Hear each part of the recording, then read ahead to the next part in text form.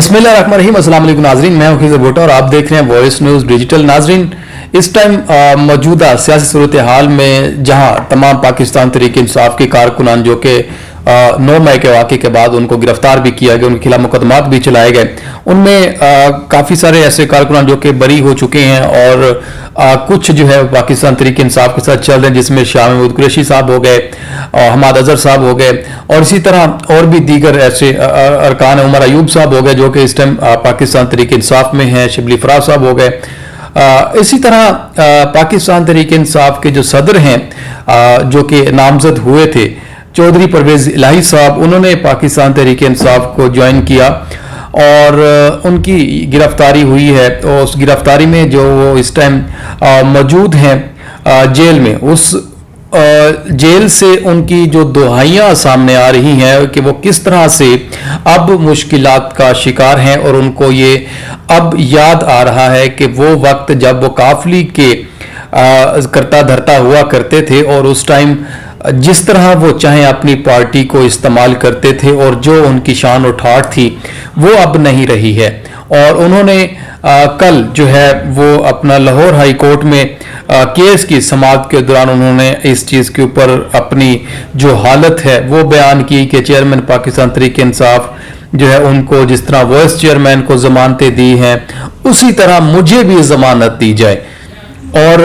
परवेज इलाही की ये जो मानी खेज गुफ्तगू थी, इसके ऊपर कह भी लग गए। इसके ऊपर कमरा अदालत में जो जज थे वो भी हंसे और उनके साथ जो वकला थे वो भी सारे हंसे कि ये जो अब दुहाइयाँ सामने आ रही हैं चौधरी परवेज इलाही साहब की तरफ से। एक तरफ चौधरी परवेज इलाही साहब ये भी बात कर रहे हैं कि मोनेस ने मुझे जो है वो कहाँ फंसा दिया है। मतलब ये अब आपने देखा होगा कि जब परवेज इलाही साहब अभी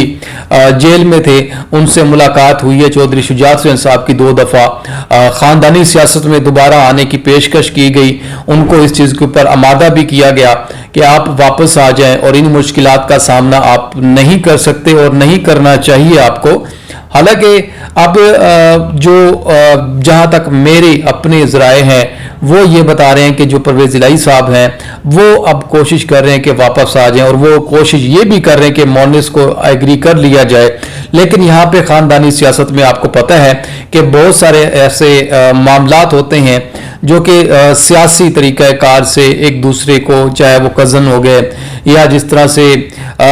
इस पार्टनरशिप होती है या फिर उसको पार्टीशन किया जाता है तो मसाइल सामने आते हैं। वही एक कुछ ही सिलसिला है मोनेस इलाही साहब का, जो कि वो समझते हैं कि जो उनको वैल्यू पाकिस्तान तहरीक इंसाफ में मिल रही है वो उनको काफ लीग में नहीं मिलेगी। और वो जिस अभी उनके वालिद साहब के साथ जिस तरह से सलूक किया जा रहा है, वो जिस तरह सामना कर रहे हैं जेलों का, और अब वो ये चीज़ भी बता रहे हैं कि उनको उनके कमरे में जहाँ वो हैं उनको B क्लास भी जेल मुहैया नहीं की गई है, उनको पंखा भी नहीं, वहाँ पे गर्मियाँ हैं, कीड़े हैं। मतलब जो हालात राना सनाउल्लाह साहब के साथ रहे, एक तारीख भी ज़रा इसके ऊपर आप गौर करें कि तारीख भी इसके ऊपर एक नज़र रखती है कि तारीख में जब राना सनाउल्लाह साहब रहे जेल में उस टाइम भी कीड़े छोड़े गए, उस टाइम भी चीनी फेंकी जाती थी कि जो चूंटियाँ हैं वो उनके इर्द गिर्द जो है वो घूमे और उनको किसी तरह से भी ये जो बदला है, जो चीज़ें हैं, ये वही परवेज इलाही साहब यकीनन इसको भुगत रहे हैं। और अब जो मामला है यकीनन ये एक मकाफात अमल है जो कि आप जिस तरह किसी के साथ करते हैं वो आपके साथ होता है एक ना एक दिन। तो अब ये कोशिश है जो कि परवेज इलाही साहब कर रहे हैं कि मोनिस जो है वो एग्री हो जाएं और वो दोबारा काफ लीग में शमूलियत का ऐलान करें। और जो हालात हैं